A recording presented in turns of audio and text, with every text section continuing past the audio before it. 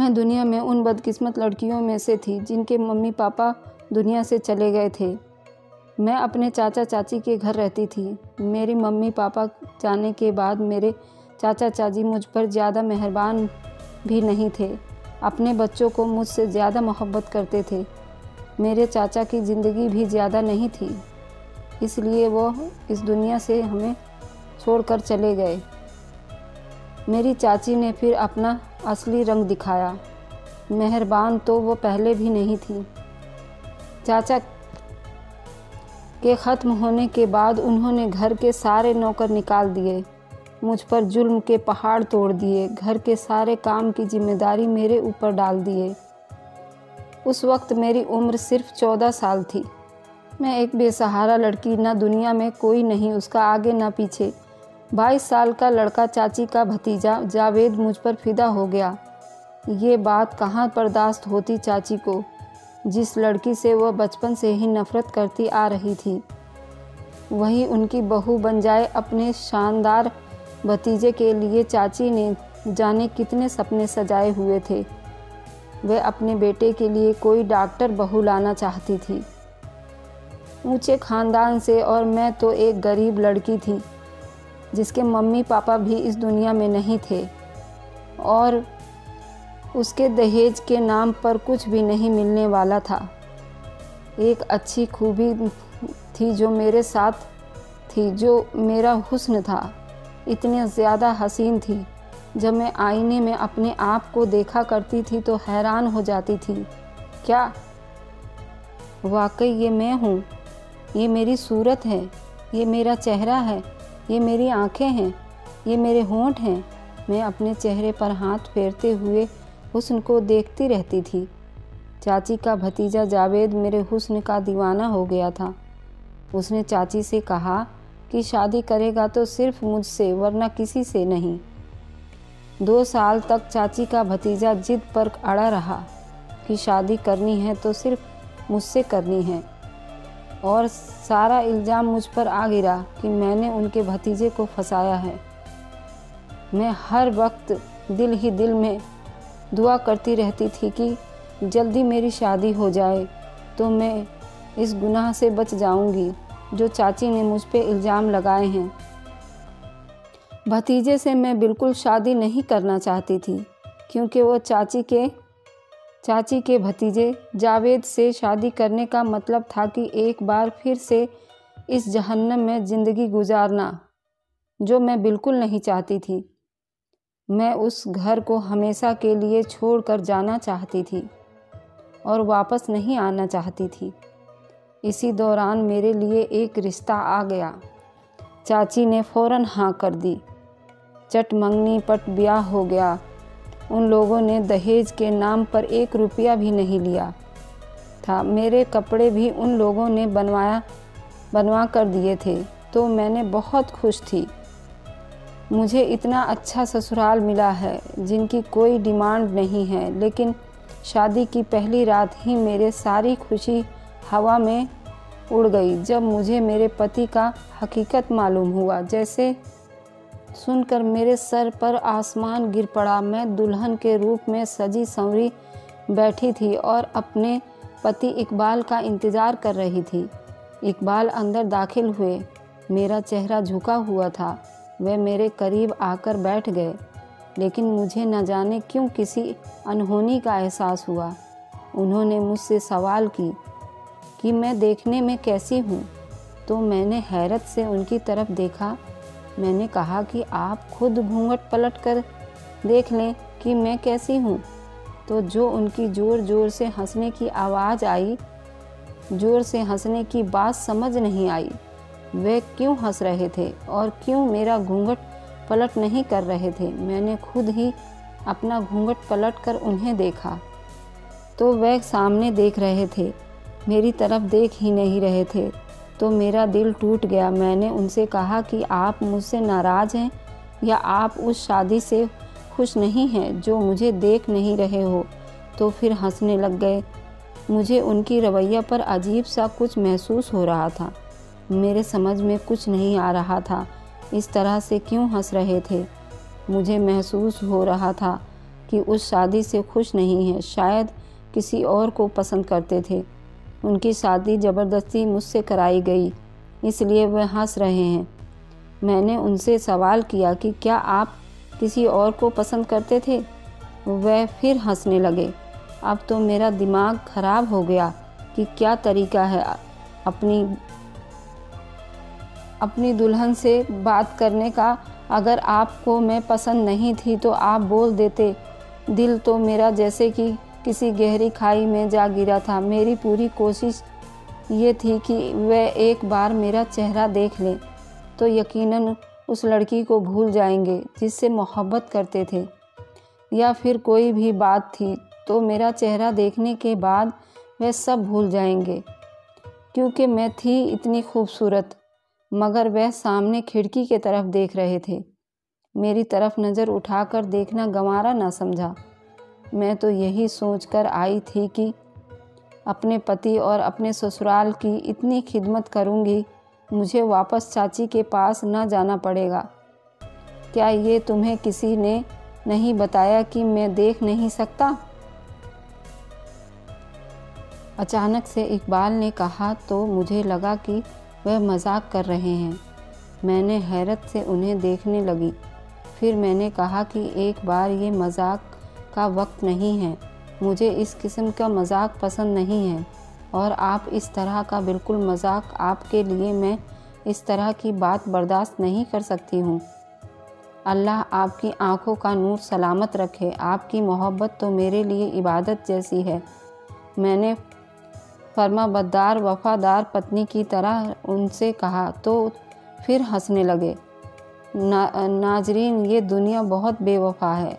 अगर इंसान के अंदर कोई खूबी है तो दुनिया उसी से मोहब्बत करती है, लेकिन अगर ऐसे इंसान अंदर कोई खूबी नहीं है तो किसी किस्म की कमी हो तो यही दुनिया वफा से बेवफा हो जाती है। उस वक्त तुम मेरी मोहब्बत को इबादत का दर्जा देना चाह रही हो, लेकिन मैं तुम्हें बता दूं कि मैं तुम्हारे मोहब्बत के लायक नहीं हूँ, क्योंकि मैं एक अंधा इंसान हूँ।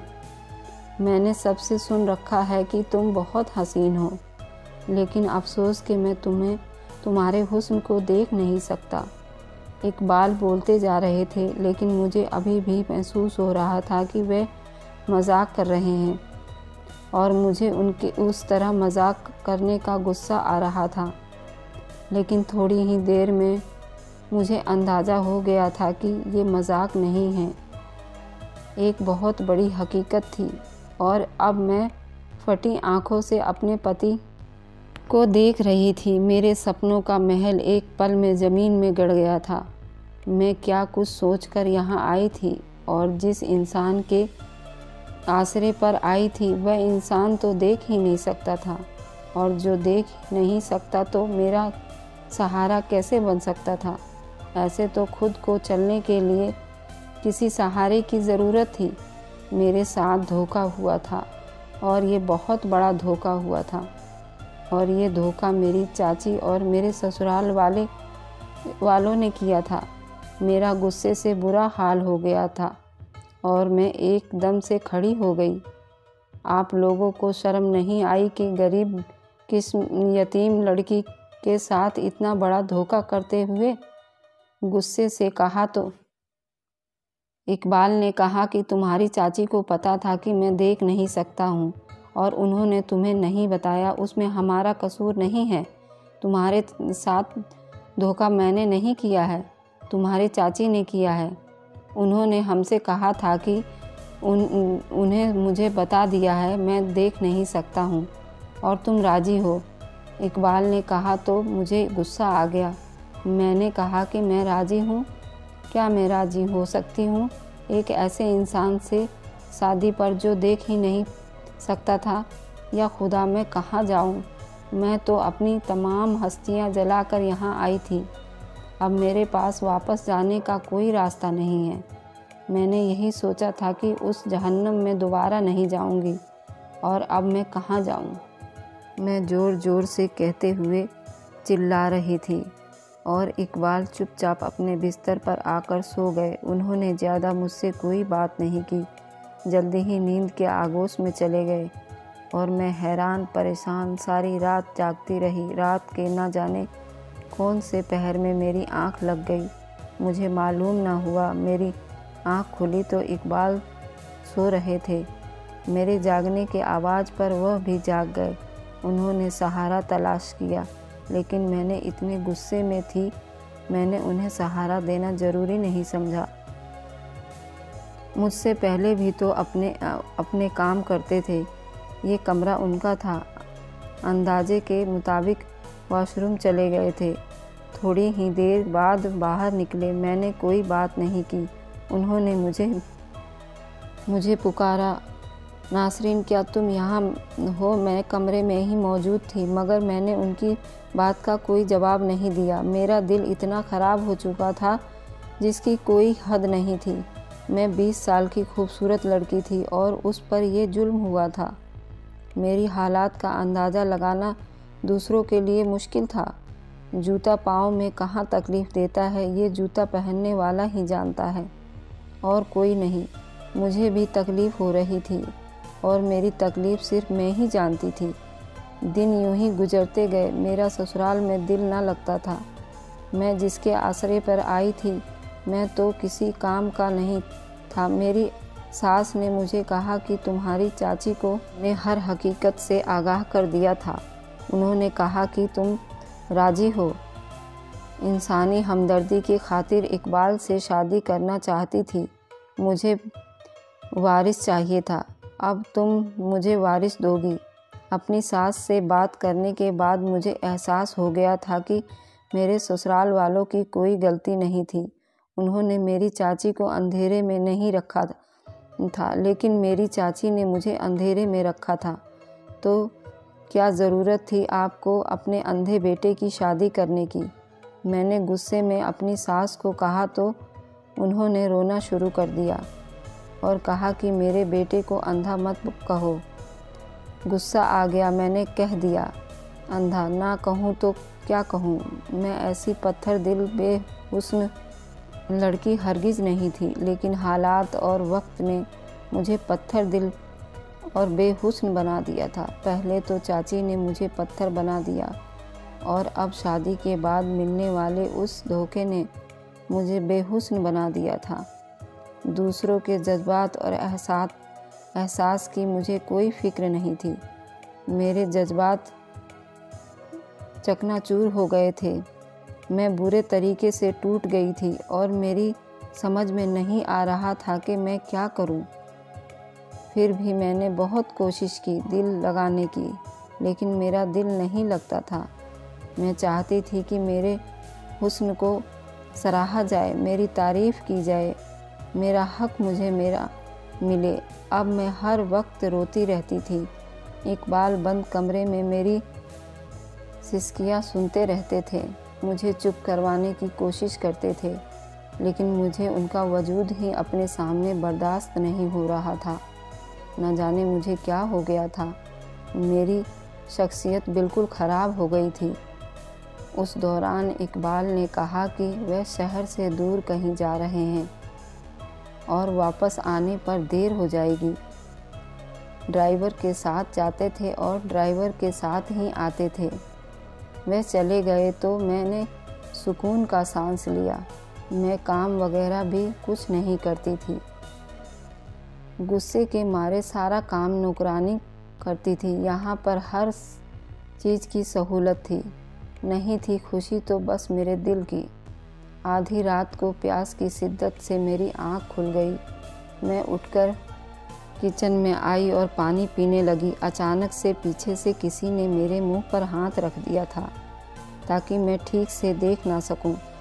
तुम बहुत खूबसूरत हो। मैंने सबसे तुम्हारे हुस्न को देखा है, तब से तुम्हारा दीवाना हो गया हूँ। आज तुम्हारा पति घर पर नहीं है, हालांकि वो देख नहीं सकता, लेकिन फिर भी मैं उसके गैर मौजूदगी में आना चाहता था ताकि तुमसे खुलकर अपनी मोहब्बत का इजहार कर सकूं। मैं तुम्हें बता दूं कि मैं तुम्हारे पड़ोस में रहता हूं और रोज़ाना अपने कमरे की खिड़की से तुम्हें बालकोनी में खड़ा देखता हूं। मुझे बहुत अफसोस है कि तुम जैसी हसीन लड़की शादी के ऐसे इंसान से हो गई जो तुम्हारा हुस्न देख नहीं सकता। वह मेरे कान के करीब धीरे धीरे अंदर में बोलता जा रहा था। मैंने आंखें घुमाकर देखा तो उसने नकाब पहना हुआ था। उसकी आंखें भूरी थी। मैं किस्मत और हालात की मारी हुई लड़की थी, और जब किसी और के मुंह से अपने लिए तारीफ़ सुनी तो मुझे अच्छा लगा था, बजाय उसके कि मैं उसकी बातों पर गुस्सा करती। मुझे उसकी बातें बहुत अच्छी लगी और मैं ऐसी बातों को सुनना चाहती थी जो मेरे हुस्न को सराहे। मैंने उससे इशारों में कहा कि मुझे बोलने दो। उसने मेरे मुंह से हाथ हटा लिया। मैंने पूछा कि तुम कौन हो, तो उसने बताया कि मैं तुमसे मोहब्बत करता हूँ। रोज़ाना तुम्हें देखता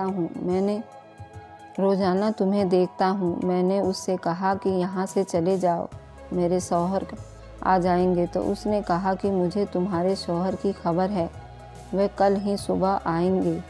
लेकिन फिर भी मुझे अपनी सास का खौफ था। उस रात तो मैंने उसे भगा दिया, लेकिन अब जब भी मेरे शौहर किसी काम से बाहर जाते थे तो मैं नकाब पोस आ जाता था। जाने उसने कौन सा चोर की हुलिया बनाया हुआ था। पहले वह किचन में आता जाता था और अब मेरे कमरे की खिड़की लांघ करके मेरे कमरे में ही आ जाता था, और हम दोनों सारी रात बातें करते रहते थे। वह मेरे हुस्न की तारीफ़ करता और मैं सुनती रहती थी और मुझे बहुत अच्छा महसूस होता था। लेकिन वह हमेशा कई बार कहा कि नकाब हटाकर मुझे अपना चेहरा दिखाए, लेकिन उसने कहा कि वक्त आने पर दिखाऊंगा। उसकी आंखें बहुत हसीन थी। उसकी आंखों से अंदाज़ा हो रहा था कि ये एक खूबसूरत नौजवान और हैंडसम है, और उसकी आंखों से भी ज़्यादा उसकी बातें अच्छी थीं, यानी कि वो एक बहुत ज़्यादा बातें करने वाला था। मुझे उसकी मोहब्बत, मेरी बातों की आदत हो गई थी। सारा दिन मुझे फ़ोन पर भी बातें करता था। मेरी ज़िंदगी में जिस चीज़ की कमी थी वह मुझे मिल रही थी, लेकिन एक नामहरम से मिल रही थी। काफ़ी अरसे तक ये सिलसिला चलता रहा और ये इकबाल के गैर मौजूदगी में आता और वहाँ हम बातें करते, लेकिन कभी कभी उसने गलत हरकत नहीं की थी। मेरी अक्ल पर शैतान ने पर्दा डाल दिया था। मुझे ये भी खौफ नहीं था कि कोई अजनबी शख्स मेरे कमरे तक आ जाता है। वह कुछ भी गलत कर सकता है। किसी अजनबी पर एतबार करना किसी कदर तक। मेरा पति तो सिर्फ आंखों से अंधा था, लेकिन मेरा तो दिल अंधा हो चुका था। मेरी रूह भी अंधी हो चुकी थी। मैं क्या कर रही हूँ, मुझे नज़र नहीं आ रहा था। मैं कितना गलत कर रही थी, मुझे एहसास नहीं था। लेकिन मैं ये सब क्यों कर रही थी, मैंने कभी खुद से सवाल नहीं किया। एक रात हम बातें कर रहे थे कि इकबाल का फ़ोन आया। वो पहुंचने वाला है, तो मैं हैरान रह गई कि वह अचानक से कैसे आ गया। मैंने उससे कहा कि वह कहीं छुप जाए, क्योंकि एक बार की गाड़ी की आवाज़ सुनाई दी और वह अंदर दाखिल हो चुका था। उसने कहा कि मुझे छुपने की क्या ज़रूरत है, तुम्हारा शौहर तो देख ही नहीं सकता है। ये सोचकर मुझे भी हंसी आ गई। मैंने कहा, वाकई जब वह देख ही नहीं सकता है तो क्या ज़रूरत है। फिर उसने कहा कि मैं जा रहा हूँ, और वो चला गया। थोड़ी ही देर में इकबाल अंदर आए। मैंने कोई बात नहीं की। उन्होंने सलाम किया तो मैंने जवाब दिया और सोने के लिए लेट गई। मैंने लाइट ऑफ कर दी और इत्मीनान होकर आंखें बंद करके और सोने की कोशिश करने लगी। लेकिन मैंने महसूस किया कि इकबाल सोए नहीं थे, वह बैठे हुए थे। फिर अचानक से बोल पड़े, अनीसा, तुम्हें मालूम है कि मेरे वालिद भी अंधे थे और मेरी माँ बेहद हसीन थी।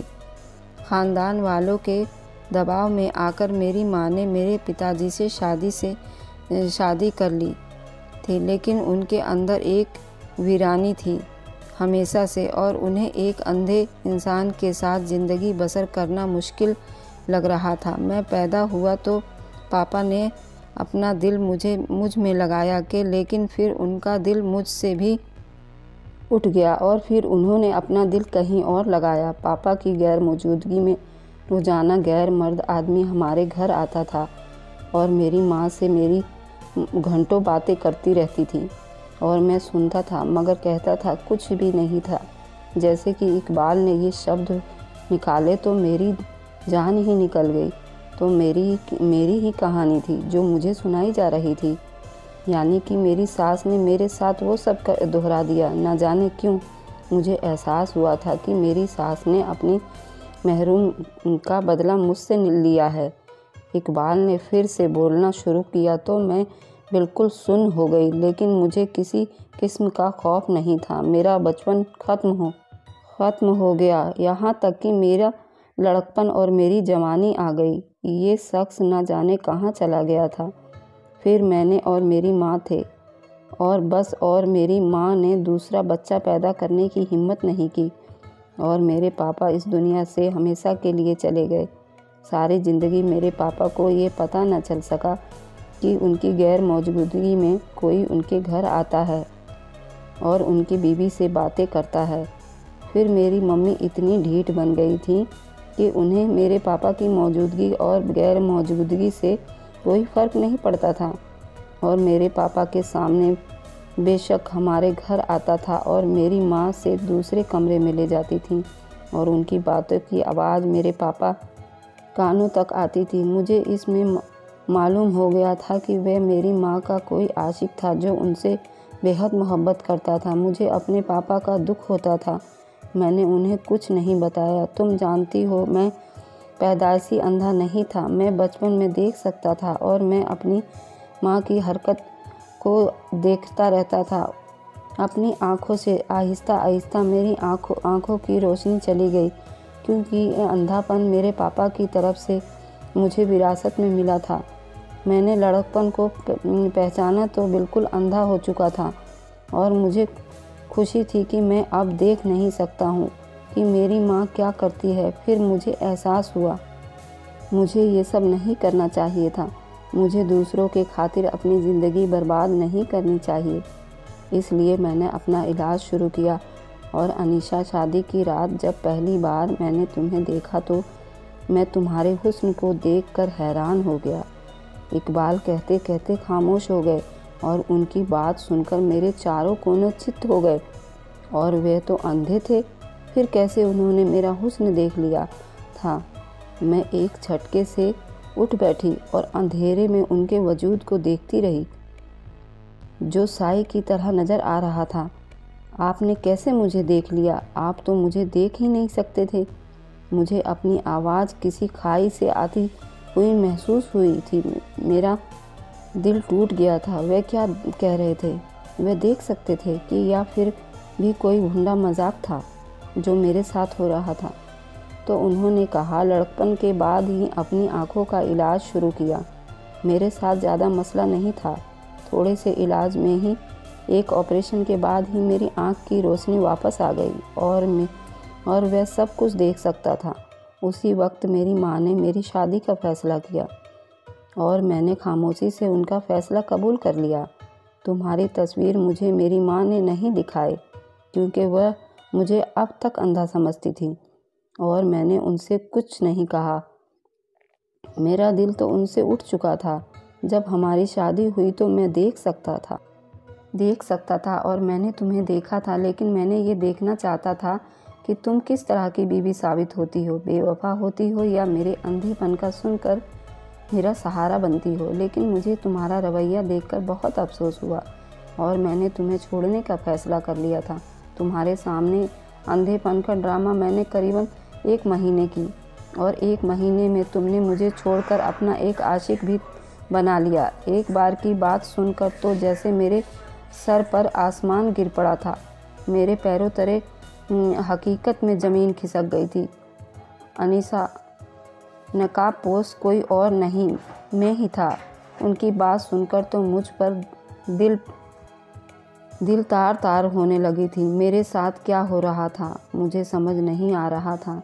मैं अपनी किस्मत पर कैसे मातम करूं? मुझे समझ नहीं आ रहा था आपने ये सब मेरे साथ क्यों किया। मैंने हिम्मत करके उनसे ये सवाल किया। फिर उन्होंने उठकर मेरे कमरे की लाइट ऑन कर दी और वही दराज से निकाल कर निकाब अपने चेहरे पर पहन कर दिखाया।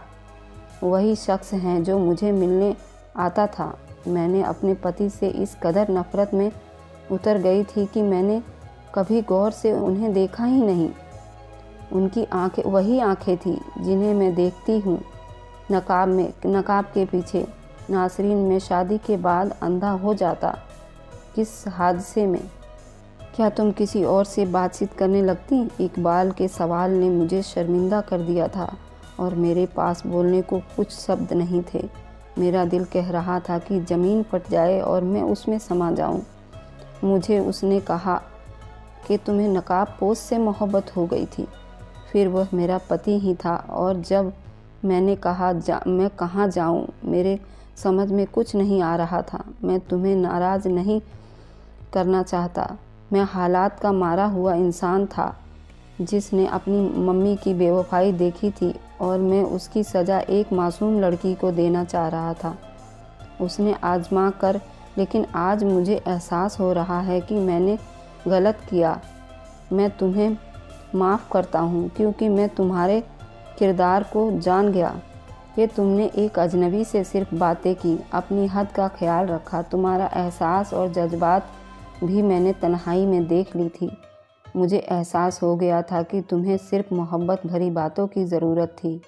तुम्हारे अंदर कोई बुराई नहीं थी, तुम्हारे अंदर एक एहसास की कमी थी। और बस नसरीन, तुम्हें क्या खाक माफ़ करूँगा, बल्कि मैं तो उस काबिल नहीं कि तुम मुझे माफ़ करो। मुझ में इतनी हिम्मत नहीं कि मैं तुमसे माफ़ी मांग सकूं। हो सके तो तुम मुझे माफ़ कर दो। गलत तुम नहीं, मैं था। मैंने तुम्हारे साथ किया, तुम्हें आजमाइश में डालकर, किसी और की सज़ा तुम्हें देकर। इकबाल ने कहा तो मेरे रोते रोते भी मुझे माफ़ कर दे। हम इंसान खता के पुतले हैं, गलती से पाक सिर्फ खुदा की जात हैं। मुझे एहसास हो रहा था कि अंधे इकबाल नहीं थे, अंधी मैं थी। आज खुदा से इकबाल के साथ मेरी भी आंखों की रोशनी आ गई थी और मैं उसकी शुक्रगुजार थी। उस रात हम दोनों मिलकर एक हुए, ज़िंदगी के एक नई शुरुआत की। सच कहते हैं खुदा के घर देर है अंधेर नहीं है। धन्यवाद दोस्तों, स्वस्थ रहें, खुश रहें। Thanks for watching. Subscribe my channel. Bye bye.